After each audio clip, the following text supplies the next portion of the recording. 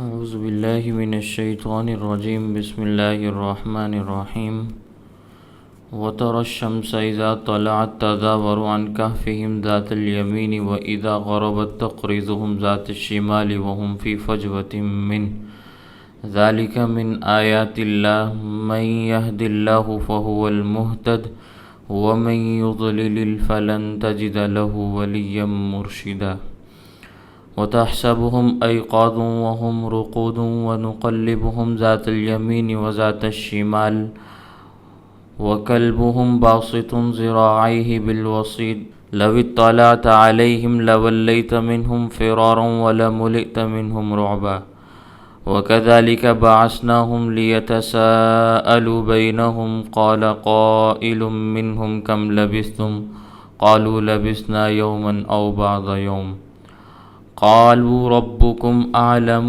بما لبثتم فابعثوا أحدكم بورقكم هذه إلى المدينة فلينظر أيها أزكى طعاما فليأتكم برزق منه وليتلطف ولا يشعرن بكم أحدا صدق اللہ العظیم۔ وترى الشمس،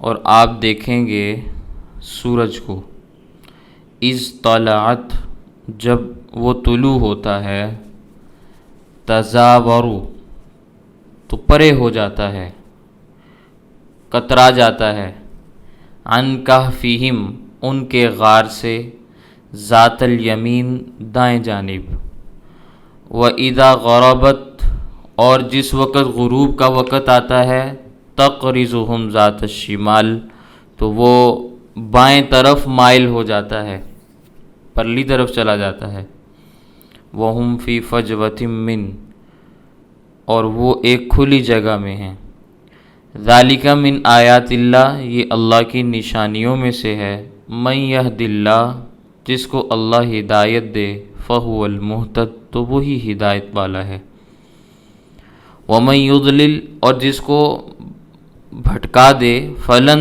تَجِدَ لَهُ، تو ہرگز آپ اس کے لیے نہیں پائیں گے، ولیًّا، کوئی حمایتی، مرشدہ، اور نہ ہی کوئی رہنمائی کرنے والا، وَتَحْسَبُهُمْ أَيْقَاظًا، اور آپ غار والوں کو جاگتا ہوا شمار کرتے ہیں، بیدار سمجھ رہے ہیں، وَهُمْ رُقُودٌ، حالانکہ وہ سوئے ہوئے ہیں، وَنُقَلِّبُهُمْ، اور ہم ان کو پلٹتے ہیں، ذات الیمین و ذات الشمال، دائیں جانب اور بائیں جانب، وَكَلْبُهُمْ، اور ان کا کتا، باسط ذراعیہ، اپنے دونوں بازوؤں کو پھیلائے ہوئے ہے، بالوصید، چوکھٹ پر، غار کے دہانے پر، لو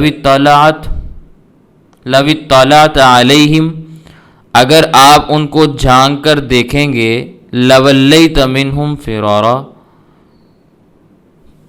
تو پھر جائے گا ان سے بھاگتے ہوئے، ولملئت، اور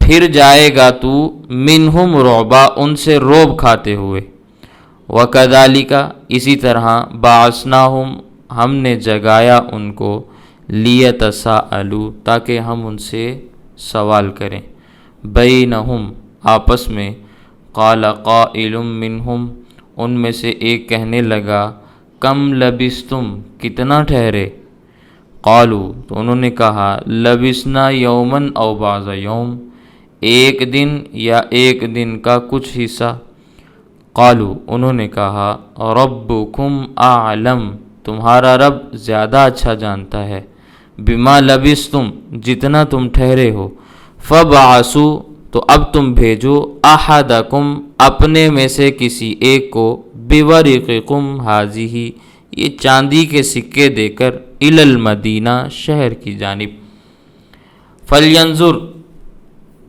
تو اسے چاہیے کہ وہ دیکھے، ایھا ازکی طعاما، کہ کون سا کھانا زیادہ پاکیزہ ہے، فلیأتکم، وہ لے کر تمہارے پاس آئے، برزق من، اس میں سے بطور رزق کے، ولیتلطف، اور اسے چاہیے کہ وہ نرمی کرے، ولا یشعرن بکم احدا، اور نہ بتلائے تمہارے بارے میں کسی کو بھی، انہم ان یظہروا، بے شک اگر وہ اطلاع پا جائیں، علیکم تمہارے اوپر، یرجموکم تو وہ تمہیں سنگسار کر دیں گے، او یعیدکم فی ملتہم، یا تمہیں لوٹا دیں گے اپنے پہلے دین پر، ولن تفلحوا، اور پھر تم ہرگز فلاح نہیں پاؤ گے، اذن اس وقت، ابدا ہمیشہ کے لیے۔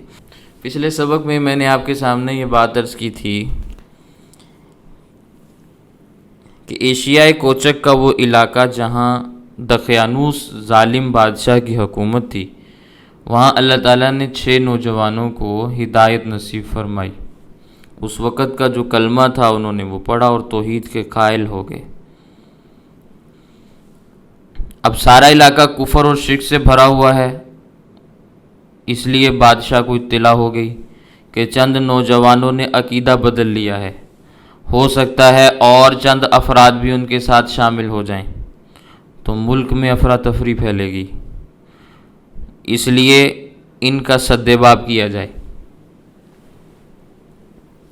تو بادشاہ نے عدالت لگائی، عدالت میں ان نوجوانوں کو طلب کیا اور عوام کو بطور سائل اس عدالت میں کھڑا کیا گیا۔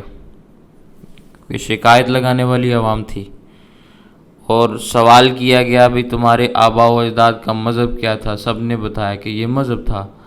پھر ان نوجوانوں سے پوچھا گیا بھی تم نے مذہب کیوں چھوڑا، اس کی کیا وجہ ہے؟ تو نوجوانوں نے عدالت میں کھڑے ہو کر صاف لفظوں میں توحید کا اقرار بھی کیا اور اپنے قوم کے باطل عقیدے کی تردید بھی بیان کی کہ ان کا عقیدہ غلط ہے، ہمارا درست ہے۔ تو عدالت نے ان کو تنبیہ کی، تنبیہ کرنے کے بعد سمجھانے کے لیے کہ باز آ جائیں گے، دھمکیاں ومکیاں دے کر ان کو چھوڑ دیا کہ اگر تم باز نہ آئے تو ہم پھر تمہیں رجم کریں گے، حکومت تمہیں چند دن کی مہلت دیتی ہے۔ اب انہوں نے آپس میں مشورہ کیا اور مشورہ کر کے اس علاقے کو چھوڑ کر غار میں چلے گئے۔ میں نے یہ بھی بات آپ کے سامنے عرض کی تھی، یہ 6 نوجوان تھے، راستے میں جاتے جاتے ایک 7واں بھی مل گیا اور اس کے ساتھ ایک کتا بھی تھا۔ تو شہر سے 9 میل کے فاصلے پر یہ ایک پہاڑ کی غار میں چلے گئے۔ اب جب غار میں چلے گئے تو اس غار کے متعلق اللہ تعالیٰ فرماتے ہیں وَتَرَى الشَّمْسَ، اے مخاطب جو قرآن پڑھ رہا ہے، آپ ذرا دیکھو سورج کو، اِذْ طَلَعَتْ، جس وقت سورج طلوع ہوتا ہے، تَزَاوَرُ عَنْ كَهْفِهِمْ، تو ان کے غار سے دور ہٹ جاتا ہے، غار کی طرف اس کی روشنی نہیں آتی، ذات الیمین، دائیں طرف، وَإِذَا غَرَبَتْ، جس وقت غروب کا وقت ہوتا ہے، تَقْرِضُهُمْ ذات الشمال، تو تھوڑا سا بائیں طرف چلا جاتا ہے، پھر بھی روشنی نہیں آتی۔ یعنی اس غار کا رخ نہ تو مشرق کی طرف ہے کہ صبح کے وقت سورج کی روشنی ان غار میں سوئے ہوئے افراد کو تکلیف پہنچا سکے، اور نہ ہی اس کا رخ مغرب کی طرف ہے کہ دوپہر کے بعد سورج ان پر پڑے اور ان کو اس سے تکلیف ہو۔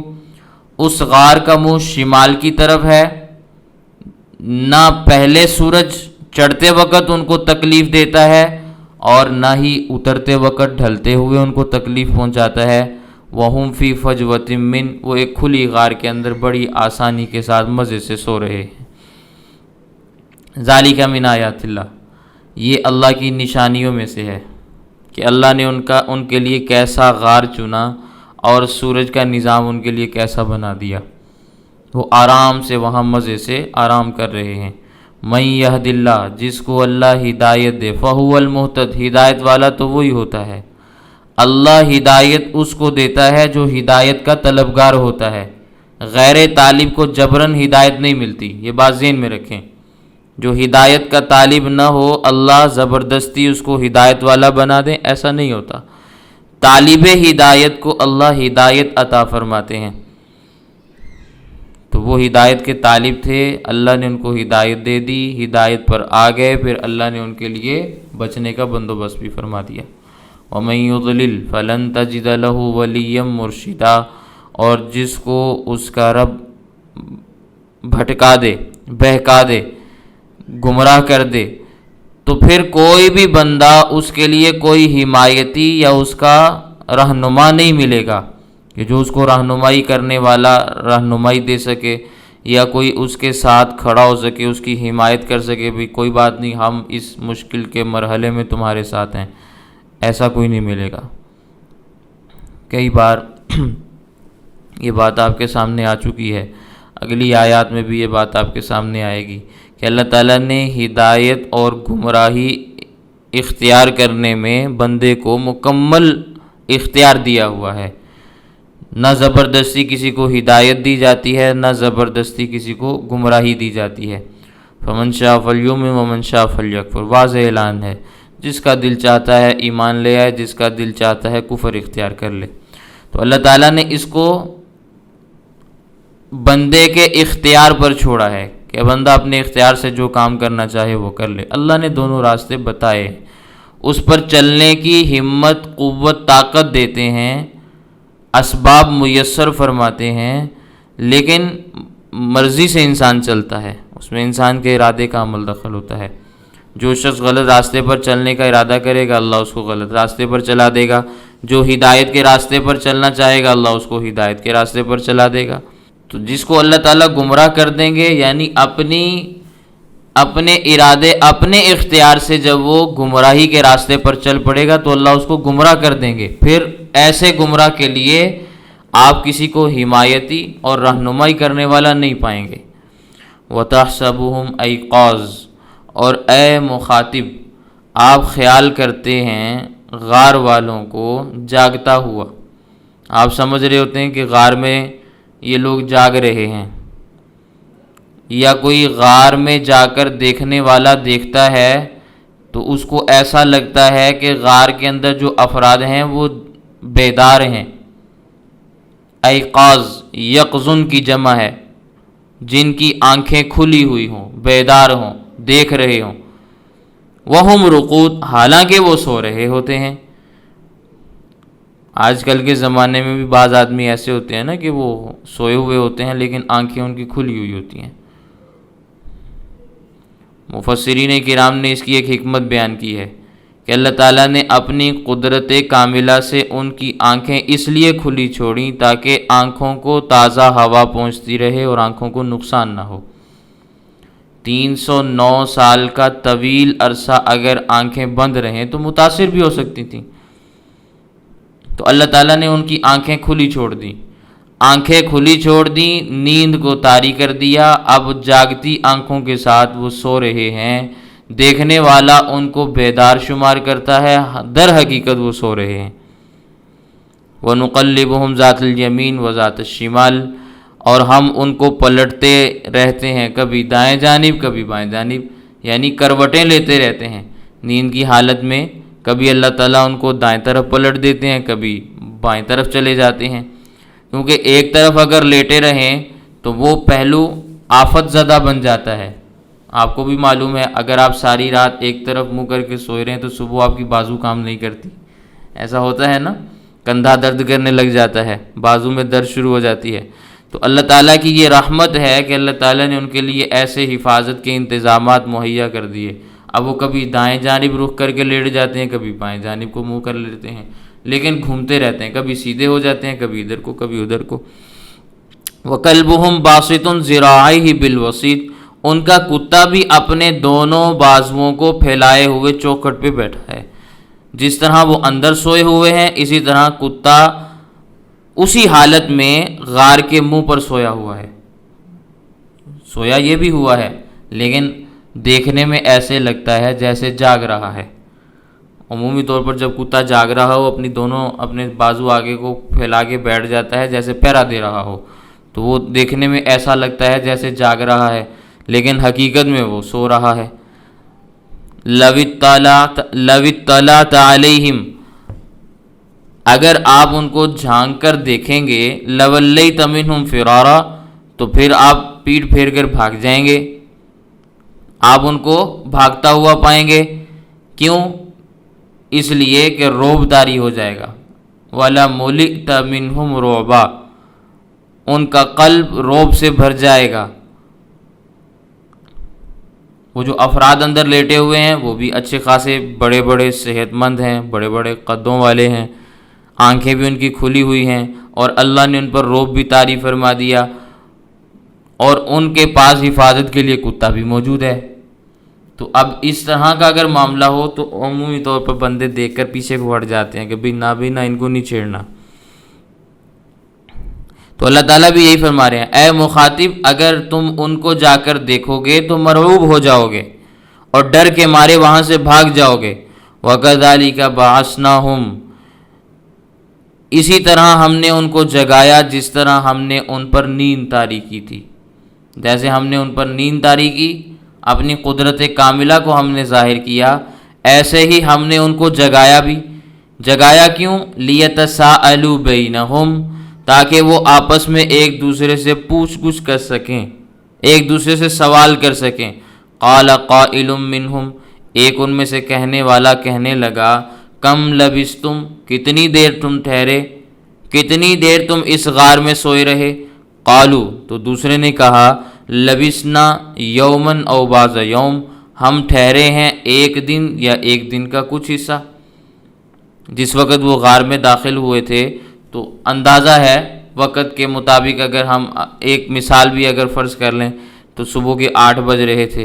اب جس وقت وہ بیدار ہوئے ہیں تو ابھی سورج غروب نہیں ہوا، تو انہوں نے خیال کیا اگر یہ وہی دن ہے تو دن کا کچھ حصہ گزرا ہے، اور اگر یہ دن گزر چکا ہے تو اگلا دن آ چکا ہوگا، ایک دن گزر گیا یا دن کا بعض حصہ گزرا۔ لیکن یہ تو اللہ تعالیٰ ہی بہتر جانتے ہیں نا کہ اللہ نے کتنی دیر ان کو سلائے رکھا۔ تو کہنے لگے ربکم اعلم بما لبثتم، فضول بحثوں کو چھوڑو، فبعثوا احدکم ربکم اعلم بما لبثتم، اللہ تعالیٰ ہی زیادہ بہتر جانتا ہے کہ ہم کتنا عرصہ ٹھہرے۔ حدیث پاک کے اندر آتا ہے، نبی کریم صلی اللہ علیہ وسلم نے ارشاد فرمایا، کرہ اللہ لکم ثلاثا، اللہ تعالیٰ 3 چیزوں کو تمہارے لیے ناپسند فرماتے ہیں۔ ایک ہے قیل و قال کرنا، بلا ضرورت کسی چیز کے بارے میں بحث و مباحثہ کرنا، وقت ضائع کرنا، اس پر اللہ تعالیٰ سخت ناراض ہوتے ہیں۔ اور آپ نے حدیث پاک بھی پڑھی ہوگی، نبی کریم صلی اللہ علیہ وسلم نے ارشاد فرمایا، اگر تم کسی کے اسلام کی خوبی کو دیکھنا چاہتے ہو تو دیکھو ترکہ ما لا یعنی ہی، کہ وہ غیر ضروری کاموں میں الجھا ہوا تو نہیں ہے۔ اگر وہ غیر ضروری باتوں میں الجھا ہوا ہے تو سمجھو وہ اچھا مسلمان نہیں، اور اگر وہ غیر ضروری باتوں میں الجھا ہوا نہیں ہے تو پھر وہ اچھا مسلمان ہے۔ اب پھر اگلا سوال بھی پیدا ہو جاتا ہے کہ کون سی چیزیں ضروری ہیں اور کون سی غیر ضروری ہیں۔ تو یہ بات ذہن میں رکھیں، ہر وہ بات جس کا تعلق دین کے ساتھ ہے وہ ساری ضروری باتیں ہیں، وہ ساری مقصودی باتیں ہیں، اور دنیا کی جائز باتیں جن کے ساتھ اس انسان کا تعلق ہے وہ تو ٹھیک ہے، اور جن باتوں سے اس کا کوئی تعلق نہیں، کوئی لینا دینا نہیں، ان کے پیچھے پڑے رہنا اسلام کی خوبی نہیں ہے، یہ غیر ضروری باتیں ہیں۔ تو پہلی بات یہ بتلائی کہ غیر متعلقہ باتوں میں پڑنا، قیل و قال کرنا، بلا ضرورت کسی چیز میں بحث و مباحثہ کرنا، فضول گپیں مارنا، یہ اللہ تعالیٰ کو سخت ناپسند ہے۔ اسی لیے حدیث پاک کے اندر آتا ہے، نبی کریم صلی اللہ علیہ وسلم عشاء کی نماز سے پہلے سونے کو پسند نہیں فرماتے تھے، اور عشاء کی نماز کے بعد گفتگو کرنا بھی پسند نہیں فرماتے تھے۔ عشاء کی نماز پڑھتے اس کے بعد فوراً سو جاتے تاکہ سحری کے وقت آسانی سے اٹھ سکیں۔ ہاں، اگر کوئی مہمان آ جاتا، کوئی مسئلہ پوچھنے کے لیے آ جاتا، کوئی ملاقات ہوتی تو معاملہ الگ ہے۔ یہ ابھی پچھلے ہفتے کی بات ہے، ہمارے ایک بہت قریبی حکیم صاحب ہیں، وہ مکہ مکرمہ سے واپس آئے، انہوں نے ساری زندگی مکہ مکرمہ میں گزاری، یہ سعودی شاہی خاندان کے حکیم رہے، تو ان سے میں ملاقات کے لیے گیا، تو میں گیا عشاء کی نماز کے فوراً بعد، جا کے فون کیا تو انہوں نے فون نہیں اٹھایا، ان کے بیٹے کو فون کیا تو وہ کہنے لگے ابو تو سو گئے ہیں۔ میں نے کہا جی ٹھیک ہے۔ اگلے دن میں دوبارہ گیا تو میں نے کہا میں کل آیا تھا آپ سے ملنے کے لیے، تو آپ سے ملاقات نہیں ہو سکی۔ تو کہنے لگے رات کے ابتدائی 1 گھنٹے میں سونا رات کے کسی بھی حصے میں 4 گھنٹے کی نیند سے زیادہ بہتر ہے۔ رات کے ابتدائی 1 گھنٹے میں نیند کرنا یعنی عشاء کی نماز کے فوراً بعد سو جانا، یہ رات کا ابتدائی پہلا گھنٹہ ہے۔ اس 1 گھنٹے کی نیند پوری رات کے 4 گھنٹوں کی نیند کے برابر ہے، جس میں ہم سب جاگ رہے ہوتے ہیں۔ پھر اگلی بات بھی کہنے لگے دن بھر سونا رات کو چند گھنٹے سو جانا دن بھر سونے سے زیادہ بہتر ہے۔ رات کے کسی بھی حصے میں آرام کر لینا دن کو آرام کرنے سے زیادہ بہتر ہے، اور یہی سنت والی زندگی ہے۔ ہم نے یہ سب چیزیں چھوڑی ہیں تو اب ہمارے اندر دوسری ساری چیزیں جب آ گئی ہیں، اب سکون نہیں ہے، اطمینان نہیں ہے، دن کو سوتے ہیں راتوں کو جاگتے ہیں، اور پھر عجیب و غریب قسم کی ہماری حالتیں ہو چکی ہیں۔ تو بہرحال یہ درمیان میں بات آ گئی تو میں نے عرض کر دی۔ تو پہلی بات یہ ہے کہ بغیر ضرورت کے جتنے بھی کام ہیں ان کو اللہ تعالیٰ ناپسند فرماتے ہیں، اور دوسری چیز جس کو اللہ تعالیٰ ناپسند فرماتے ہیں وہ ہے اضاعت المال، مال کو ضائع کرنا۔ مال کو جائز کاموں میں لگاؤ، جائز جگہ پہ خرچ کرو، اور اتنا خرچ کرو جتنا شریعت اجازت دیتی ہے، یہ اچھی بات ہے۔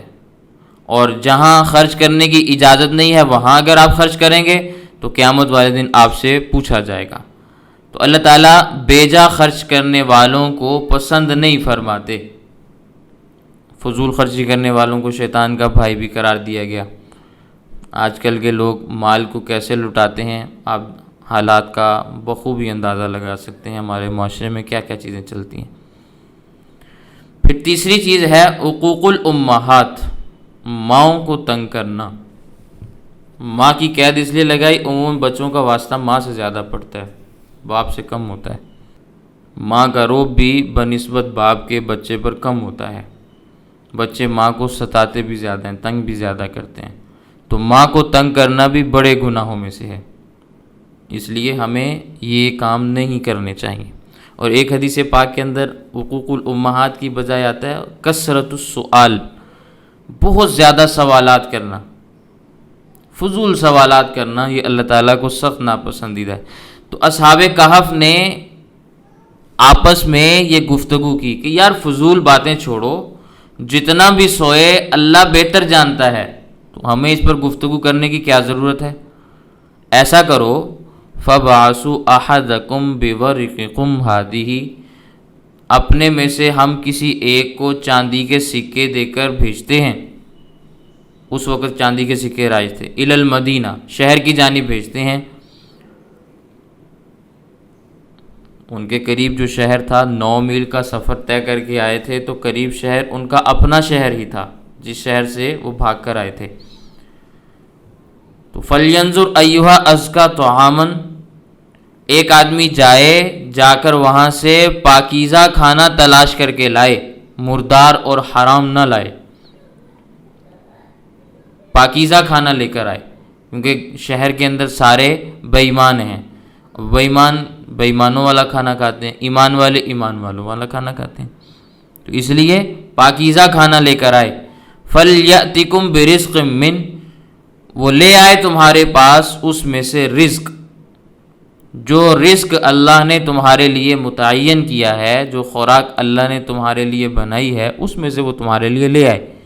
وَلْيَتَلَطَّفْ، اور اس کو چاہیے کہ وہ وہاں جا کر نرمی کے ساتھ گفتگو کرے، نرمی بھی کرے اور باریک بینی بھی اختیار کرے، ایسے طریقے سے جائے کہ کسی کو پتہ بھی نہ چلے، اور گفتگو بھی اس انداز سے کرے کہ کسی کو محسوس نہ ہو کہ بھئی یہ کون سا بندہ ہے اور کہاں سے آیا ہے اور اس کا کس سے تعلق ہے، غیر محسوس طریقے سے آئے اور جائے اور گفتگو کرے۔